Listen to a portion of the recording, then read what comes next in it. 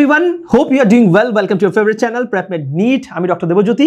আর আজকে একটা খুবই ইম্পর্ট্যান্ট আমরা এক্সপেরিমেন্ট পারফর্ম করব, যেটা আমাদের স্কুলের নলেজ, বোর্ডের নলেজ, নিটের নলেজ সব কিছুতেই রয়েছে। That is blood group detection.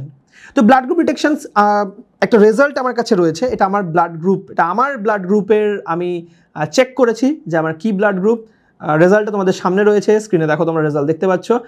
কিন্তু কীভাবে এটা পারফর্ম করলাম সেটা এবার চলো দেখে নিই।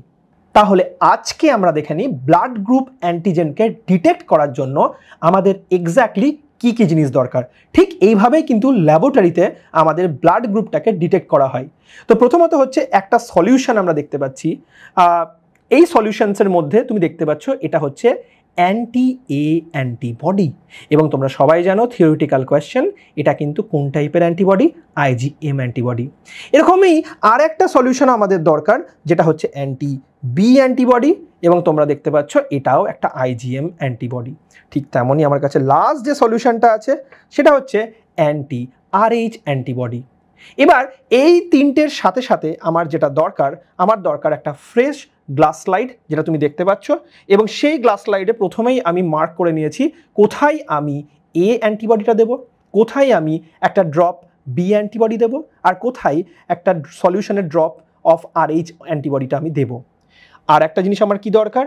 আমার দরকার হচ্ছে একটা প্রপার ল্যান্সলেট, যেটা দিয়ে আমি আঙ্গুলটাকে প্রিক করব এবং ব্লাডটাকে বের করব এবং স্লাইডের উপরে ঢালবো। আর তারপরে ব্লাড দেওয়ার পরে অবভিয়াসলি হচ্ছে তুমি কটনও নিতে পারো, আমি এখানে একটা পেপার নিয়েছি। তো তোমরা দেখতে পাচ্ছ এক্সপেরিমেন্টটা পারফর্ম করার জন্য আমরা প্রথমেই যে স্লাইডের ওপর যে তিনটে খোপ ছিল A, B এবং RH, সেখানে একটা ব্লু কালারের সলিউশন, একটা ইয়েলো কালারের সলিউশন এবং একটা ওয়াটার, একদম জলের মতো দেখতে একটা সলিউশন দেওয়া আছে। ব্লুটা হলো A অ্যান্টিবডি, ইয়েলোটা হলো বি অ্যান্টিবডি, এবং ওয়াটারের মতো যে সলিউশনটা সেটা হলো RH অ্যান্টিবডি। এবার আমি নিজের আঙুলটাকে প্রিক করব, ব্লাড বের করব, এবং সেই প্রত্যেকটা যে খোপ রয়েছে সেখানে হচ্ছে আমি সেই ব্লাডের ড্রপকে দেব।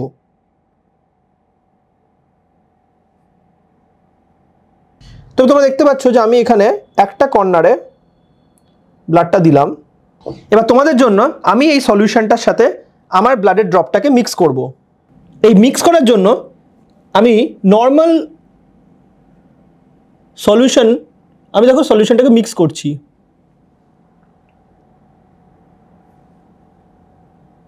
তাহলে তোমরা দেখতে পেলে যে আমার নিজের ব্লাডের ড্রপটাকে যখন আমি এই সলিউশন তিনটের সাথে মিক্স করালাম, তিন রকম রেজাল্ট দিল। এর ক্ষেত্রে অর্থাৎ ব্লু সলিউশনটাই দেখতে পাচ্ছ যে পরিষ্কারভাবে ব্লাডটা কিন্তু রিয়াকশন করেছে, এবং তোমরা ক্লিয়ারলি দেখতে পাচ্ছ এরকম দানা দানা কিছু জিনিস রয়েছে, এবং এটাকে আমরা বলি অ্যাগ্লুটিনেশন রিয়াকশন। তার মানে আমার রক্তের মধ্যে কিন্তু A অ্যান্টিজেনটা প্রেজেন্ট আছে।